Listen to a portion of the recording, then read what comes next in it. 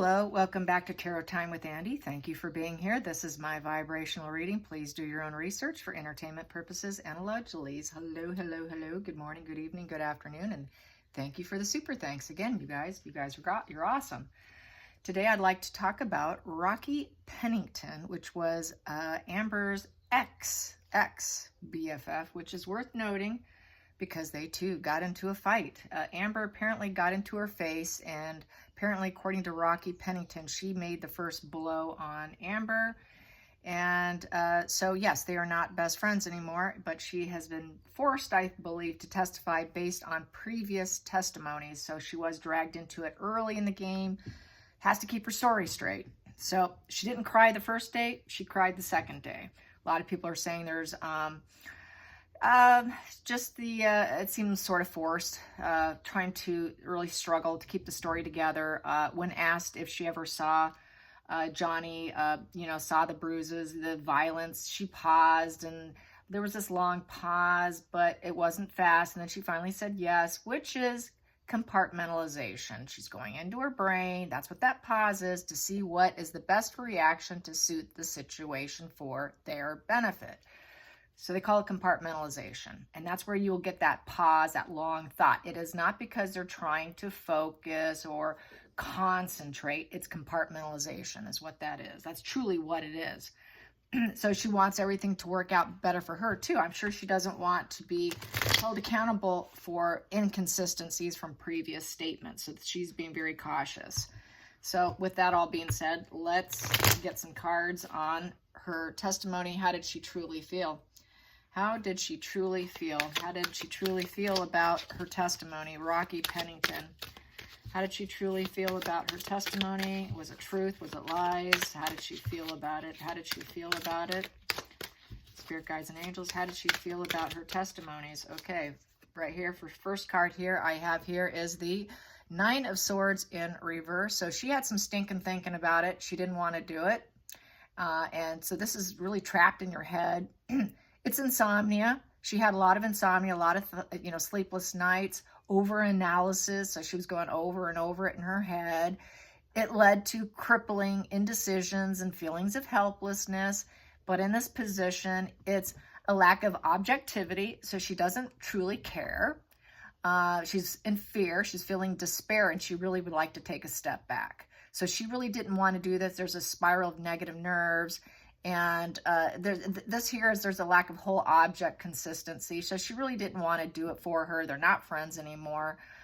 She really didn't want to do it. So this is a take a step back, trying to get out of it. Couldn't get out of it. Really struggling. Lots of anxiety. Even in this position, there's a lot of anxiety. So very anxious. So kind of forced on her. She had no choice because of her previous words. Let's get the challenging position. That fell out kind of weird.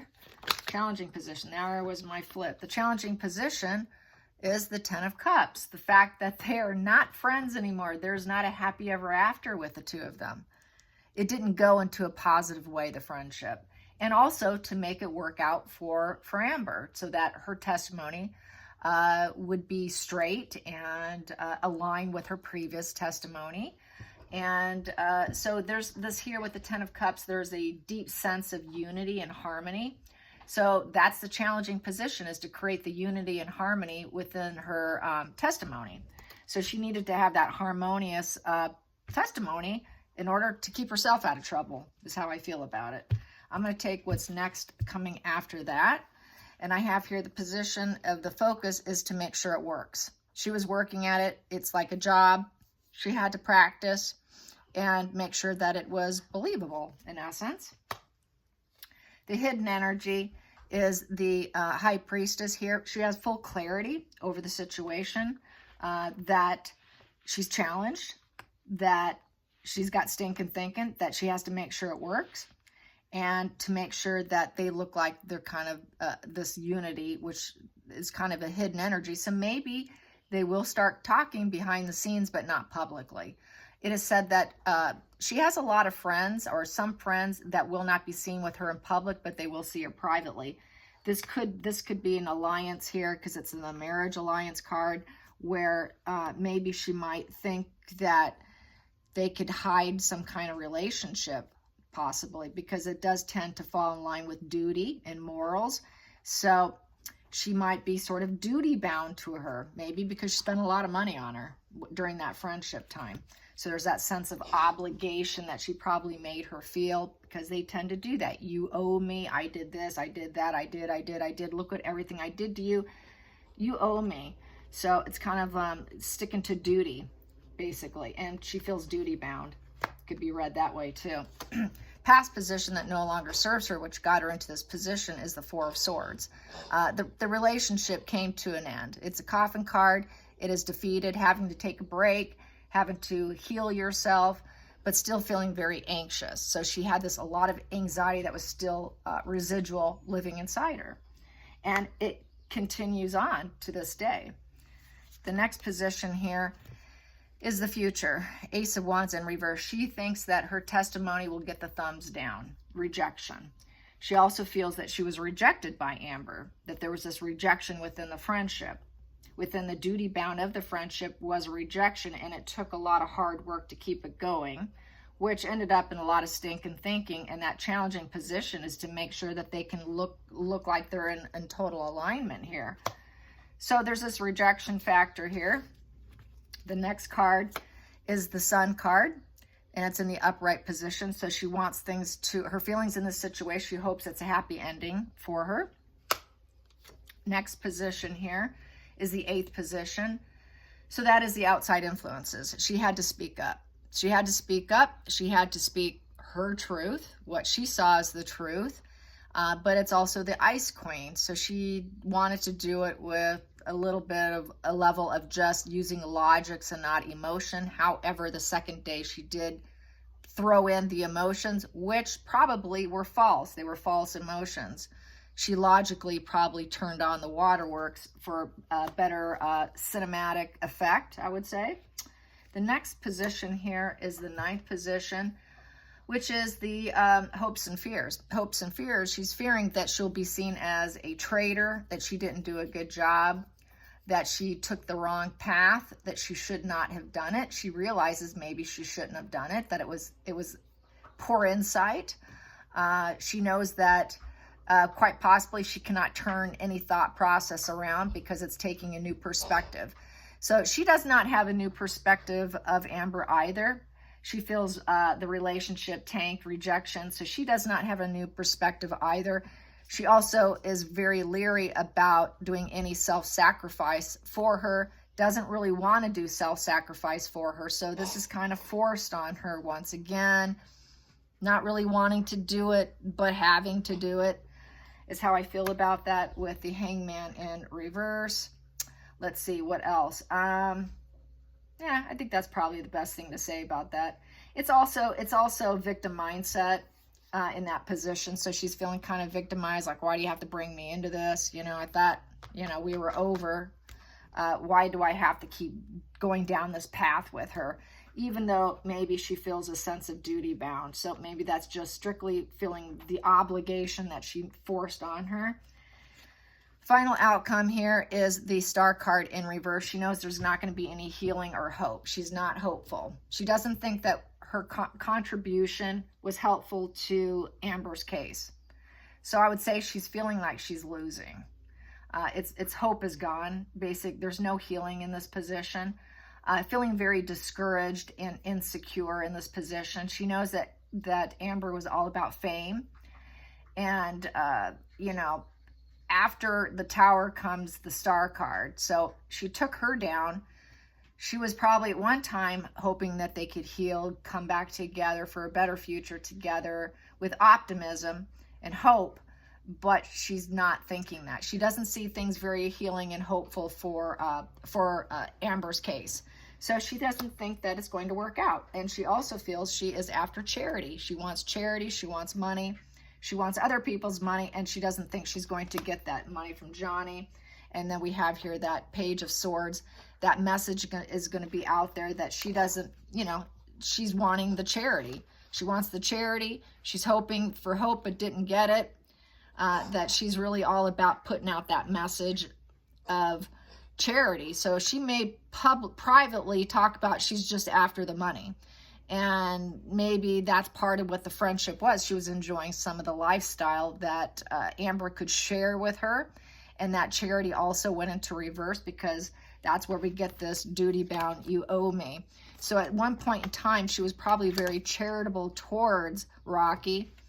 And at that time, they probably felt this healing hope, this good vibe, good juju, but it went into reverse between the two of them. As well as she feels it's not going to go into her benefit with the trial either. It's just a repetitive cycle.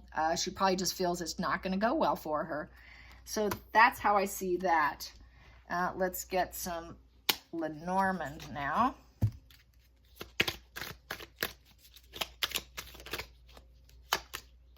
Yes, there is the duality, the bond. At one time, there was the bond. There was the marriage, too, with her, with Johnny. It's about the marriage.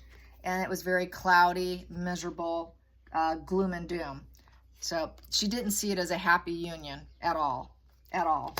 And let's get to the center of the situation, what she might think is going on. Yeah, she made her feel stable. At one point in time, there was some stability. It was probably the lifestyle, the big home. Also, on the other side of the center of the deck, I have the traveling. You know, they got to go to islands. They got to travel overseas. They got to do a lot. There was a lot of things to do. It was also a good time to get out of the marriage. Because at one time there was security, but it's a good time to get out because of the gloom and doom. It doesn't matter how well you have it. Doesn't matter how well the travels are. If it's gloomy and it's not working, it's not working. It doesn't matter about the materialism. So it's kind of telling me the materialism could not outweigh the misery and the duality of the marriage, and she does not see it like it was ever going to truly last. Then we have here, yeah, the Star card. Yep, so that was fame. She knows that she was with him for fame and attention, and she's also getting some fame and attention by using her testimony. She's getting a lot of attention right now. So there's attention for her. The bottom of the deck, we have here Ace of Swords. She's hoping that she's on point. She hits her target with her narrative, with the way she explained things from the past testimony to the current testimony. She's hoping that she really hit her target. This is also Law and Order, and she's hoping that the lawyers approved of how she delivered her content. And it was also a sacrifice for her, and it was a challenge, and it's all about communication. And the center of the deck, what do I have here? Just because I like to pull out different ones here. I have here the Knight of Pentacles in reverse. She knows that the Knight of Pentacles in reverse is someone who's not super stable in terms of speed and momentum. The Knight of Swords in reverse is unpredictability and no direction. There's a lot of disregard. There's a lot of danger in this position, and there's a lot of lost focus. So she's hoping that her portion of the situation at least went really well and helped her, but ultimately in the center of the situation, she feels that it could be completely disregarded and considered unpredictable and, you know, losing focus in the case. And it probably just was mainly, she's feeling a waste, like it was probably a waste of her time. That's really what I'm getting. She just feels like, yeah, hopefully I did my part, but it probably won't help her. It just probably isn't going to help her at all. So I think she sees her losing. I will try the pendulum now and find out. Does Rocky Pennington feel that Amber Heard is going to lose? Does Robert Pennington think that Amber Heard will lose her court trial? Will lose his court trial? Yes. Yes, she does.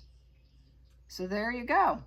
I hope you guys enjoyed this. Till next time, like and subscribe. Bye, you guys.